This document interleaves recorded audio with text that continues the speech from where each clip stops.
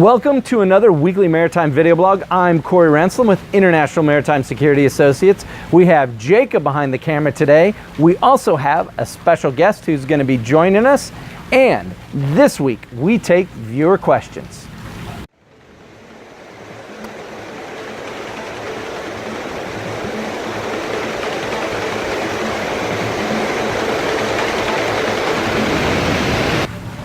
This week, we've decided to take your viewer questions. So in honor of Justin the intern's last week with us, I said, hey Justin, why don't you come on the video blog with me and be the person who asks the questions that our viewers have submitted. And Justin is so uncomfortable. I love it, and we're happy to have you on board. Justin, thank you for doing such a great job with us the last few months over the summer. You're definitely gonna be missed. So you are the host of the show today, so you're the one in charge, so I just sit back and answer the questions that you ask, or that you guys have asked. Your question number one is, what is the basis of the ISPS code? Very good question, and thank you for asking. There's a little bit of history on this, Justin the intern. See, pretty soon I'm not going to be able to call him Justin the intern. It's just going to be Justin. It'll be boring and, you know, whatever. No, the ISPS code was a code that was put forth back in the early 2000s by the IMO, or the International Maritime Organization. And the code was really put forward as a broader part of the SOLAS, Safety of Life at Sea, to address maritime security. And these codes were put forward because of the unfortunate events that happened in the United States on September 11th. So a lot of industries, a lot of organizations around the world after those events really looked at what they could do to improve security, and the maritime industry was no different. So the maritime industry, starting with the IMO, put forth the ISPS codes, and the basis for that was to make improvements to maritime security around the world. So we're talking maritime security on board vessels, so passenger vessels, cargo ships, passenger handling facilities, and cargo handling facilities. The ISPS codes are the basis of which other maritime laws and regulations are developed for individual countries. So like in the United States, the US has the Maritime Transportation Security Act, which was the US's version of the ISPS codes. So the ISPS codes are the foundation around the world, and then different governments will take that as a foundation to build their own regulatory frameworks and guidelines to execute better maritime security. Are most super yacht facilities regulated, and do they have security plans? Another good question. Most super yacht facilities around the world, typically, if you look at the ISPS codes, those facilities typically are not regulated. The regulated facilities are usually commercial facilities that handle passengers or cargo. So most super yacht facilities are not regulated because the majority of super yachts around the world are privately owned, privately held. There are a number of super yachts that are considered commercial because they do charter work. So there are a few facilities from that perspective that are considered regulated facilities in different parts of the world to be able to handle those vessels that are in commercial operations. But for the most part, those facilities are not regulated. Now, on the point of security plan, some facilities have security plans when it comes to super yacht marinas, and some don't. We've done video blogs in the past about facility security assessments and facility security operations. That's one recommendation that we always make to our clients, is make sure that you moor at a facility that does have a plan as to what they're going to do for any type of security issue. So to me, the plan is important whether you're regulated or not. Right? If there's an incident on board a cargo vessel, who's responsible for investigating? That's a good question.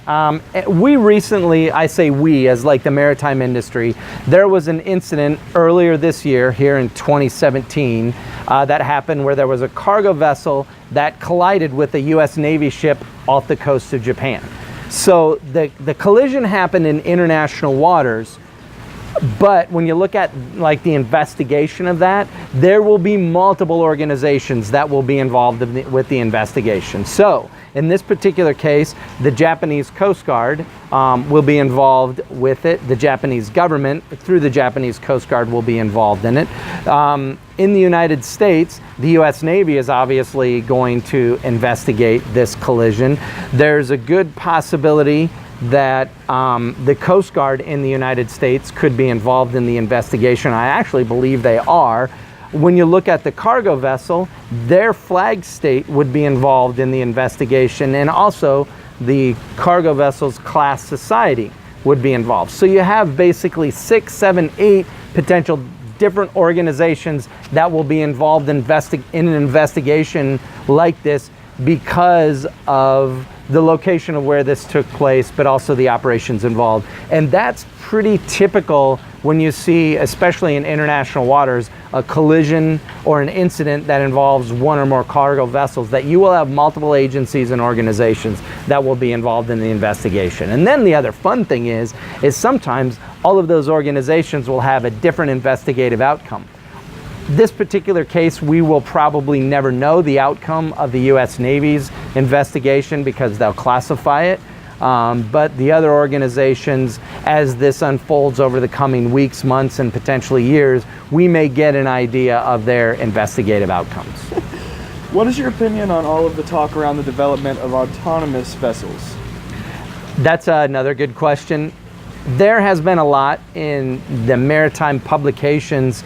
Again, I always mention the year because I never know when people are watching this. This could be 2020 and people are just getting into the channel now and watching old episodes, or it could be a weekend and they're binge watching. Who knows? So 2017, through the first part of this year, there's been a lot of talk in industry publications and at different shipping events about autonomous vessels. So there's different companies, different organizations that are talking about how can we take cargo vessels and make them totally autonomous. Very minimal, if any, crew on board to move cargo around the world. It's a pretty interesting topic, and one that I've given a little bit of thought to.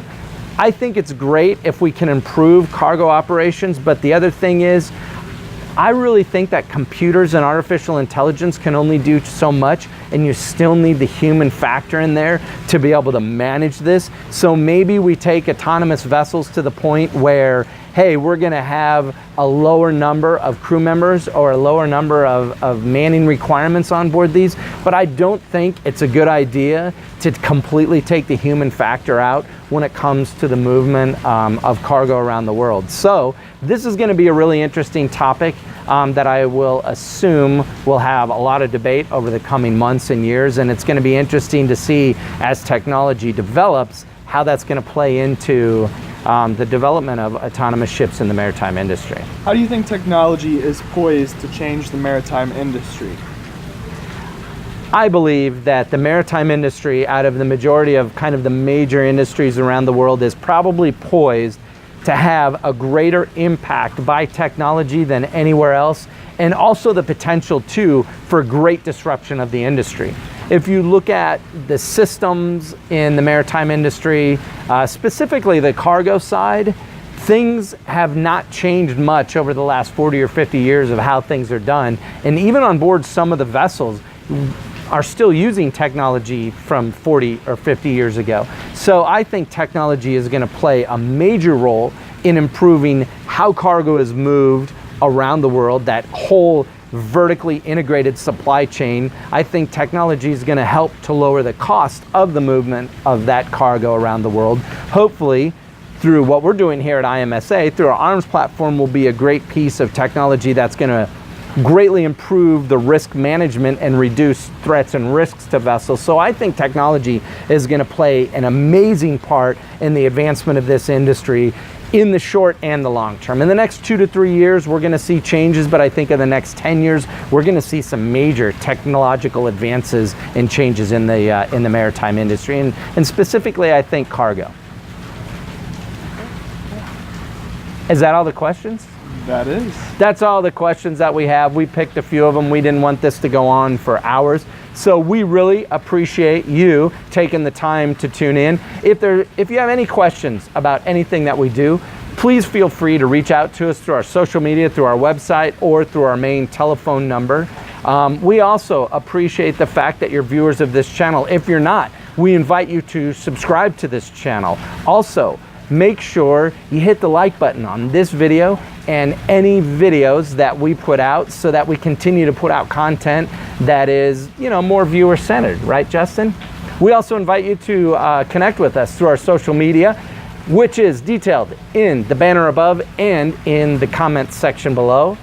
And I can never end one of these videos without your most favorite line is, we're always happy to steer you in the right direction. And last but not least, make sure you check out last week's video, which should be somewhere here located right on top of Justin's face. Hey folks, thanks for tuning in. Make sure you check out our editorial and opinions page and also our life and events page.